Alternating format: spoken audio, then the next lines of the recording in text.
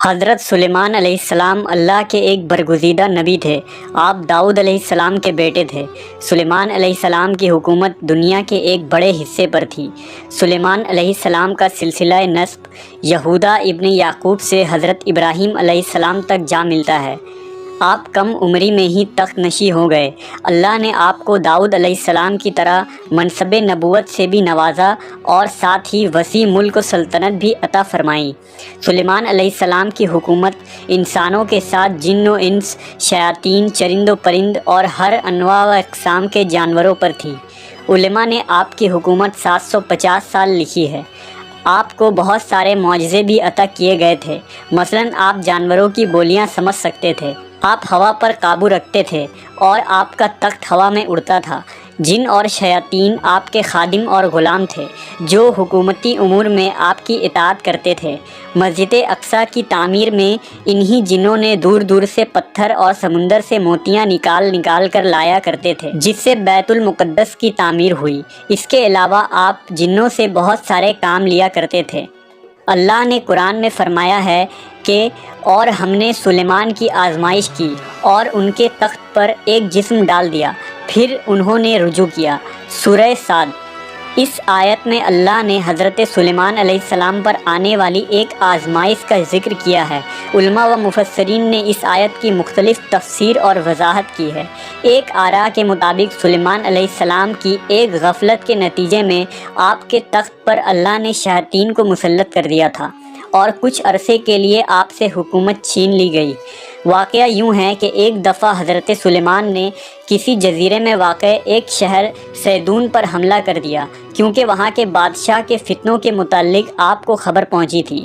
اس جنگ میں حضرت سلیمان کے لشکر فتح یاب ہوئی اور اس بادشاہ کو قتل کر دیا گیا۔ مال و غنیمت کے طور پر اس بادشاہ کی بیٹی بھی سلیمان علیہ السلام کے سامنے پیش کی گئی، جو مسلمان ہو گئی، لہٰذا آپ نے اس سے نکاح کر لیا۔ نکاح کے کئی عرصوں بعد بھی وہ اپنے باپ کو نہ بھلا سکی اور وہ اس کی یاد میں بہت غمگین رہا کرتی تھی۔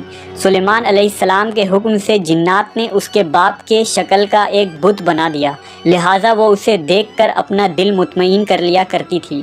کچھ ہی دن گزرے کہ اس کی کنیزوں اور قوم کی عورتوں نے اس بت کی پوجا شروع کر دی اور سلیمان علیہ السلام کے محل میں ہی خفیہ طور پر بت پرستی کا آغاز ہو گیا، جو 40 دن تک جاری رہا۔ آخر حضرت سلیمان کے وزیر آصف برقیہ کو اس کا علم ہو گیا۔ اس نے آپ کو اس شرکیہ عمل کی خبر دے دی۔ آپ علیہ السلام بہت ہی برہم ہوئے اور غصے میں آ کر اس بت کو توڑ دیا۔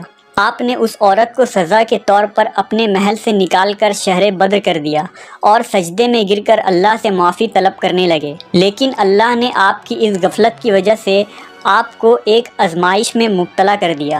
دراصل آپ کے پاس ایک انگوٹھی تھی جس کی وساطت سے آپ جن و انس پر حکومت کیا کرتے تھے۔ ابن عساکر اور امام حیثمی کی روایتوں کے مطابق وہ انگوٹھی چاندی کی تھی۔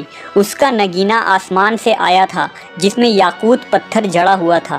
اس انگوٹھی پر اسم اعظم کندہ تھا اور ایک حدیث کے مطابق اس انگوٹھی پر محمد صلی اللہ علیہ وسلم کا اسم مبارک بھی لکھا تھا۔ یہ انگوٹھی آپ کے نبوت اور حکمت کی علامت تھی، جس طرح موسیٰ علیہ السلام کا عصا مبارک تھا۔ اس انگوٹھی کے ذریعہ آپ امور حکومت بہت ہی اچھے سے چلاتے تھے۔ اسے آپ کبھی خود سے الگ نہیں کرتے تھے۔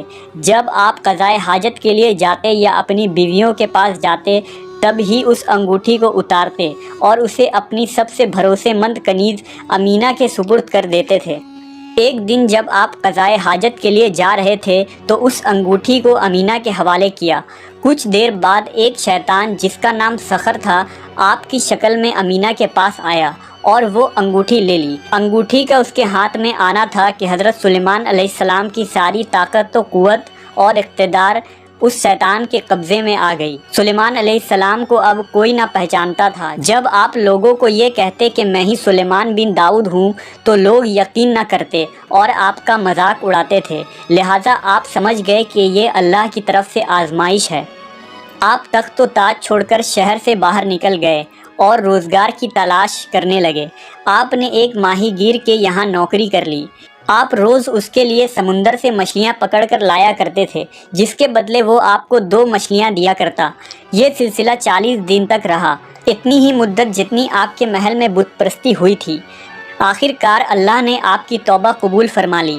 اب وہ شیطان صقر جو محل میں سلیمان علیہ السلام کی شکل و صورت لیے حکومت کر رہا تھا، درباریوں نے اس کے عادات و اطوار سے یہ بھانپ لیا کہ یہ حضرت سلیمان علیہ السلام نہیں ہے، لہٰذا محل میں موجود علماء نے یہ تجویز کی کہ اس کے سامنے توریت پڑھا جائے گا، اگر وہ شیطان ہے تو اسے سن نہ پائے گا۔ لہٰذا ایک روز جب وہ تخت پر بیٹھا تھا، سارے علماء اس کے ارد گرد جمع ہو گئے اور توریت کی تلاوت کرنے لگے۔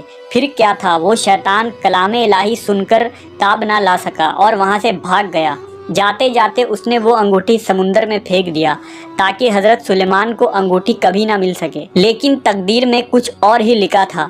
اس انگوٹھی کو ایک مچھلی نے کھا لیا اور حضرت سلیمان علیہ السلام اس دن جب مچھلیاں پکڑنے ساحل پر گئے تو جال میں وہی مچھلی پھنس گئی۔ ماہی گیر نے بھی وہی مچھلی سلیمان علیہ السلام کو دے دیا۔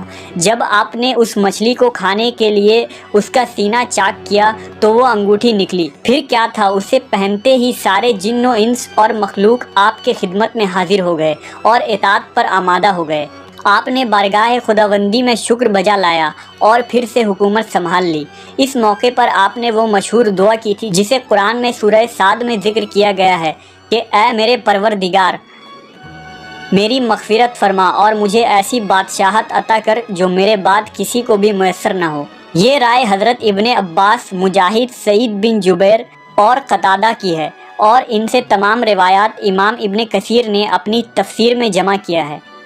اہل تشیع کے عقائد کے مطابق یہ انگوٹھی بعد میں آنے والے نبیوں کو منتقل ہوئی اور نبی صلی اللہ علیہ وسلم کے ذریعہ حضرت علی کو ملی۔ اس طرح اولاد علی کو منتقل ہوتی رہی۔ حسین بن موسیٰ بن جعفر کہتے ہیں کہ ایک دن امام رضا علیہ السلام کے ہاتھ میں چاندی کی انگوٹھی دیکھی جو باریک اور نازک تھی۔ میں نے پوچھا، آپ کے جیسا انسان ایسی انگوٹھی پہنتا ہے؟ فرمایا، یہ سلیمان بن داؤد کی انگوٹھی ہے۔ یہ انگوٹھی اب امام مہدی علیہ السلام کے پاس ہے جو ان کے ظہور کے بعد نمایاں ہوگی۔